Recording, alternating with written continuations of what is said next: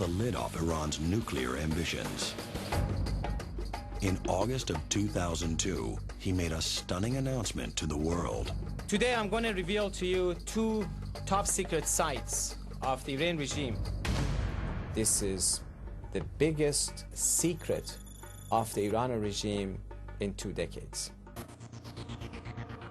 The extent of the details provided was stunning. The information included the exact location where these buildings were being built, the names of individuals who were involved. Across a village called Deh-Zireh. These were all details that could not be fake at all.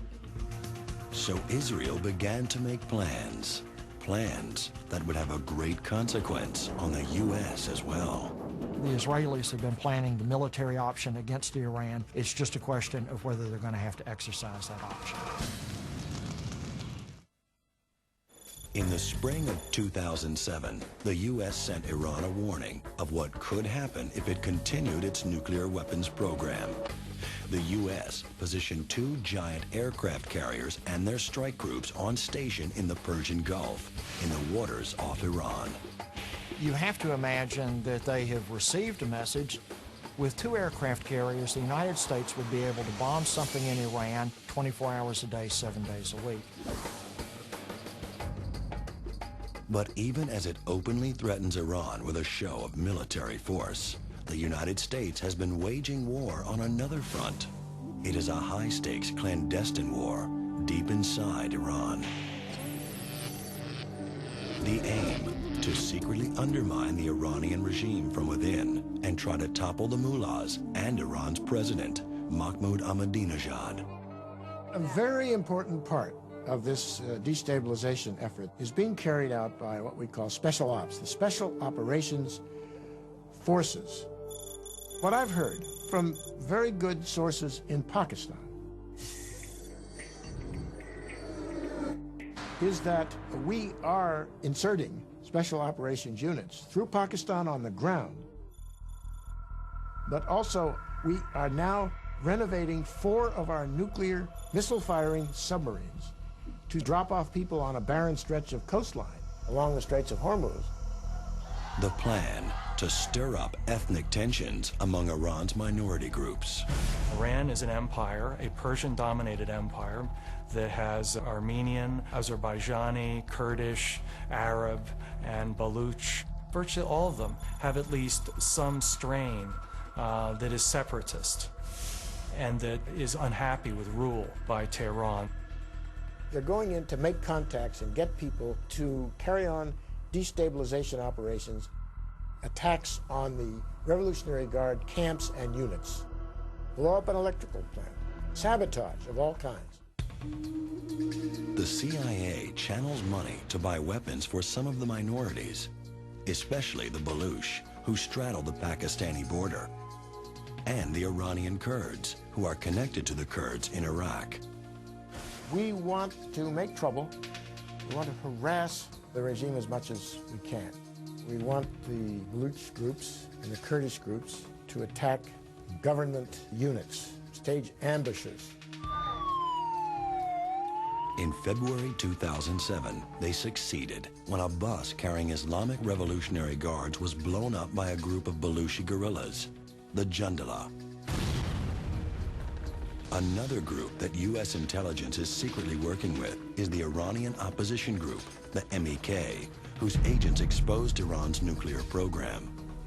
We keep hearing the rumors below the surface that the United States is in fact using MEK as a cutout operator inside Iran. MEK can go in and conduct surveillance. They can carry out attacks against particular targets. They can help identify and recruit new informants. They can go and recover material from certain sites if you have concern about possible radioactivity. They become sort of your access point into the country. But in collaborating with the MEK, the U.S. has a problem. The MEK is on the State Department's list of foreign terrorist organizations. And that is crazy. You can't have a war on terror and be one who's helping support terrorists. And unfortunately, I think some of the things that the United States is doing to foster regime change in Iran is actually prolonging the tenure of the current management. This is the one issue that Iranians are paranoid about. That is an international intrigue to dismember their country. And they will, without a doubt, rally behind their government to prevent a breakup of Iran. Meanwhile, inside the Israeli government, officials were drawing up top-secret plans of their own. I think that the Israelis have been working on the military option for Iran for over a decade now. Back in the early 90s, the Israelis started buying the F-15I attack aircraft, then they started buying the F-16I attack aircraft. And I, of course, is thought to stand for Israel, but some people have joked that it actually stands for Iran. These aircraft are designed for very long-range strikes, and really the only plausible long-range strike target for Israel is Iran. And in 2005, the election of Iran's hardliner president, Mahmoud Ahmadinejad, only turned up the heat. With his fiery rhetoric calling for Israel's destruction, he has put the Jewish state in the crosshairs. If Israel feels that there are nuclear weapons pointed at it by the regime, I can guarantee you that a preemptive strike will definitely occur.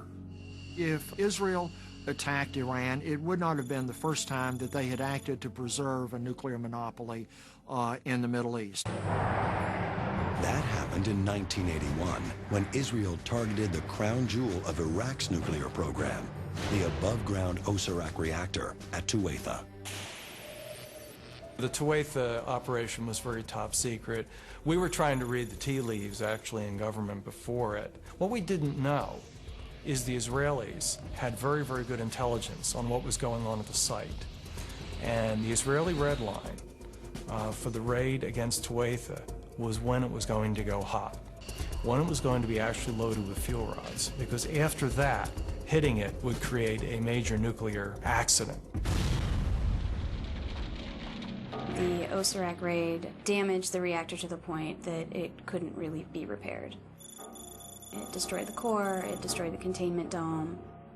The Iranians have learned quite a bit from the Osirak raid.